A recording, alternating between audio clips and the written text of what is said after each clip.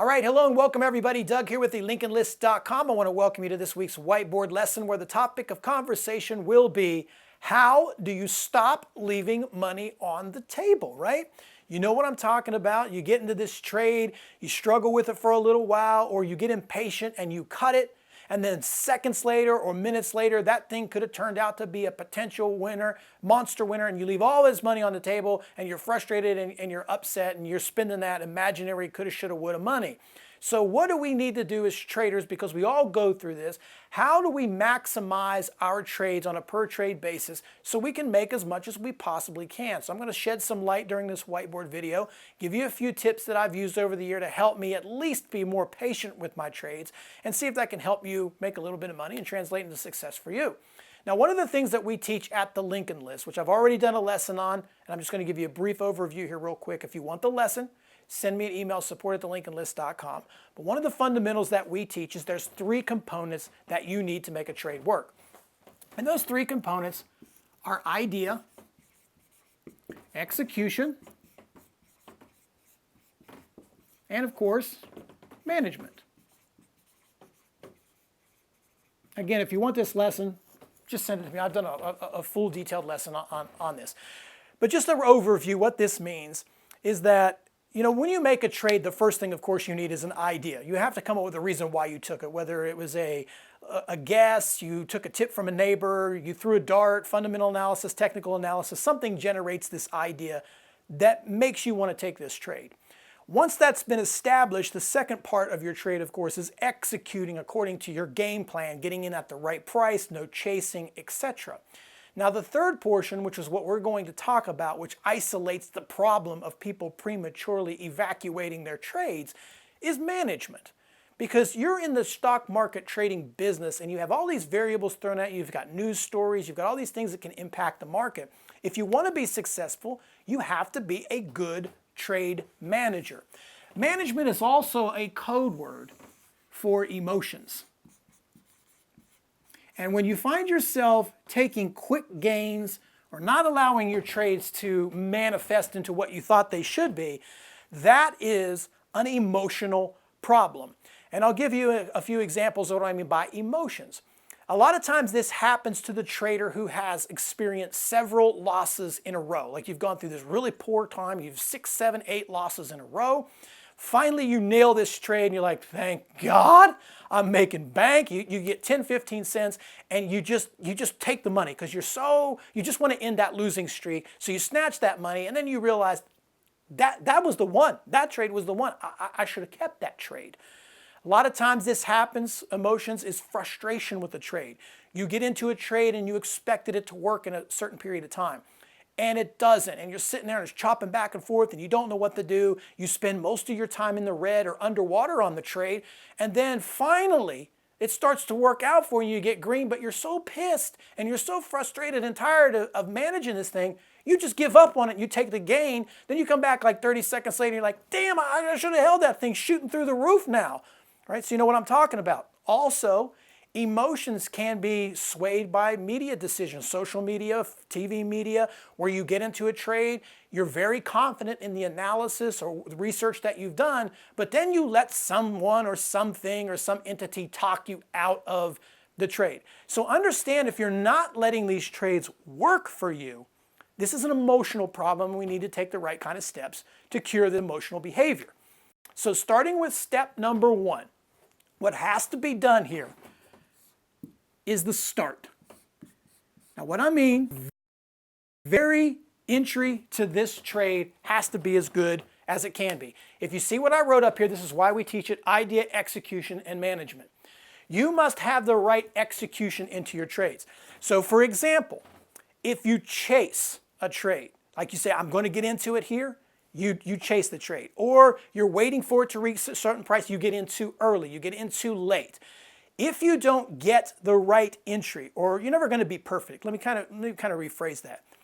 If you don't do as best as you can, and you get behind the 8 ball, so to speak, with the trade, you may never get on par. What I'm talking about is there's oftentimes we rush the trade. We have the right idea, but we rush that trade.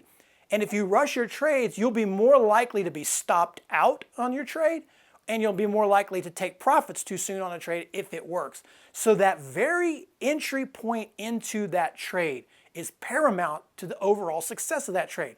The better the trade, the better your entry, the more likely you are to stay in that trade, and the more likely you are to profit from that trade. So remember, the very intro to that trade is just as important as anything else. The second thing is the type of stock that it is you're trading.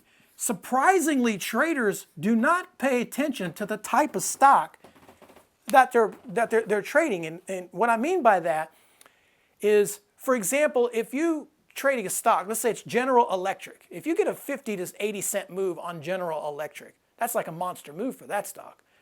That's like the spread alone on an ACIA. So my point is, some stocks are way more volatile than others. They trade at different volumes. Some are thinner. Some have different spreads.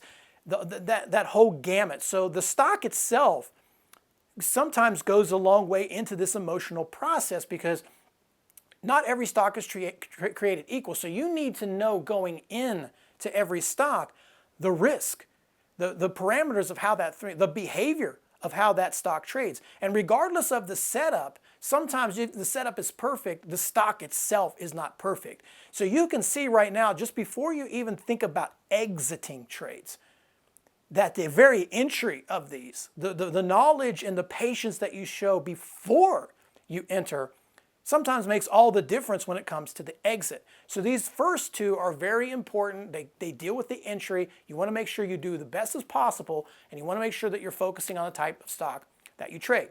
Now let's say you're already in it. One of the things you'll do here is you will do a percent of risk. Let's say a percent of R and R, or a dollar amount. This could be a dollar amount on a per trade basis. So I'm going to go into a little detail here, and I'll try not to mess you up. Sometimes when I rant, I just talk in circles. But let's say, for example, your risk per trade, for math reasons, is 50 cents. So every time you enter a trade, of course that's not going to be the case, but for math, let's say that every trade that you enter is max risk 50 cents. You want to try to strive for at least 2 to 1 to 3 to 1 risk to reward. 2 to 1 or 3 to 1. I like to be in there. So that means if you're taking 50 cents risk, you need to be between $1 and $2 for a target, right? So when you get into that trade, first of all, you need to make sure, based on your analysis, is that trade going to yield me that $1 to $2? If it is possible, what am I going to do to be willing to stay into that trade? It's amazing that so many traders come up with stop losses. They know how much they want to risk, but they don't know how much they want to gain. It amazes me still that people just take trades and they have no idea where in the hell they want to get out of the trade. I hope that's not you. I mean, that's something that's like one of the most important things you'll ever do. You've got to have an exit strategy. So the exit strategy, for me at least, is 1 to 2. Now that doesn't mean I'm going to get it. That does not mean I'm going to get it, and I don't get it every time. But that is my target, and that's what I'm going to focus on, and I'm going to allow that trade to at least try to make that work. Because what will happen is, if you trade this way, let's say every time the stock moves 10 cents, you gain panic and you take the money. You take the money. Again, for example purposes. You see green, you take it. You see green, you take it. If this was your formula, then you will need to win 5 times, right? You'll need to have 5 winning trades to cover 1 loser. So the only way you would mathematically be successful as a trader is you would have to win 9 out of 10 times for the rest of your life. That ain't going to happen. So remember, you're in this game for profit. And you've done all this research, you've done all this work, you owe it to yourself to see if this thing is going to pay you, especially if you've been in it for a while and you finally get an opportunity to get paid. I mean, you came all this way. You need to get bank, right? That's what we're here for. Let's be reasonable. So try this as a percentage of risk to reward. Really try to shoot for that target.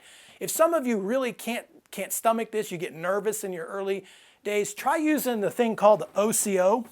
One cancels another order. You can put in a stop and a limit, and whichever one hits first, then of course it'll get filled. If you get stopped out first, you get stopped out first, or it hits your target. This takes a lot of discipline, because sometimes you have to just enter it and then get up and walk away. But if you're struggling with that piece, try using the OCO order, but really try to focus on that. If you're still struggling with this, you might want to try two different kinds of stops. One is a trailing stop, and then of course not a stop, but let's say a partial. Trailing and partial. Okay. Now for those that don't know what a trailing stop is once you're in the profit, you move your stop loss down. It's a hard stop that's placed on a trade. So for example, let's say I'm using this formula, I'm risking 50 cents on the trade. Immediately when I get into it, the trade yields me 30 cents. Well, for every 30 cents or 20 cents, whatever it may be, I will move my stop up with the stock. So as it continues to run, I will move it up. The problem that you may face with this type of strategy is we live in an algo-driven market where stocks will sometimes move 60 to 80 cents back and forth. So you could easily be stopped out only to see that stock go higher for you or lower if you're short side to it. But if you're struggling with this, you have to do something, you have to take some steps. And for some traders, they run a very successful business using hard stops. No knock against them, that's perfect if it works for you. So maybe this is a strategy for someone that uses hard stops. Try to trail down a little bit. Try to, at least you're locking in profit as you go. And if it does come back on you, at least you won't lose any money on the trade. The next one is a partial. I like this one a little bit better, that if you're really struggling to stay in a trade, once you get a move, let's say you're just jumping out 10, 15, 20 cents, when you're compelled to take that move, rather than taking all of the position, try just taking a quarter or max half. That way you put something in your pocket, you feel like a winner to start, and now you have a little bit of house money to work with, and then you can let it really stretch out for you or try for some more. If you're seriously struggling with this, try to take 3/4 at the beginning, maybe leave a quarter. There's all different ways to do it. But a partial means take some of that position off of the table, pay yourself, giving you the flexibility. And last is time. Trading is all about time. Now where I'm going with this is I know that when I enter a trade, I'm used to being paid in a certain time frame. And when a stock works out right away, those are typically the ones that have a chance to work out a lot better for you. So if you get into a trade and you're just spot perfect with your entry and it starts to work out for you right away, those are the ones you want to give more time to work, because not always, but typically those types of trades work a lot better and they'll work a lot more in your favor. So you want to give it the time to try to make as much as you can, because after all, you went through all the work getting into it. You might as well be paid for it. Also, I know that if I'm in a trade for a little while and it really firms up around its support or resistance and it really builds levels, that when it breaks through, we see an even larger move than we originally anticipated. So in those types of situations, I want to give myself more time to let that trade work. So when we review, remember, a lot of your exit problems have to do with your entry problems. Take a moment to make sure that you're executing that game plan right, that this is where you wanted to be with that trade. Make sure you take a moment to think about that stock that you're trading and the volatility that it has. Once you get involved, you can start working with some of these, try some trailing stops, some partial stops, give yourself more time. But somewhere along that line, if you really want to make money, you're going to have to sit on your hands and try not to touch the keyboard and exit that position too soon. So anyway, I hope some of this made sense to you. As I always say, I can show you a lot easier than I can tell you. Take a moment, visit thelincolnlist.com, take a free trial to our live trade room. It's not a chat. I trade every day, live on screen. You see all the good, the bad, the awful, the ideas, the execution, the management. You see it all right there in front of you. Plus, it's full of professional moderators. We trade for a living. So anyway, thanks again for watching this video. Till next time, talk to you soon.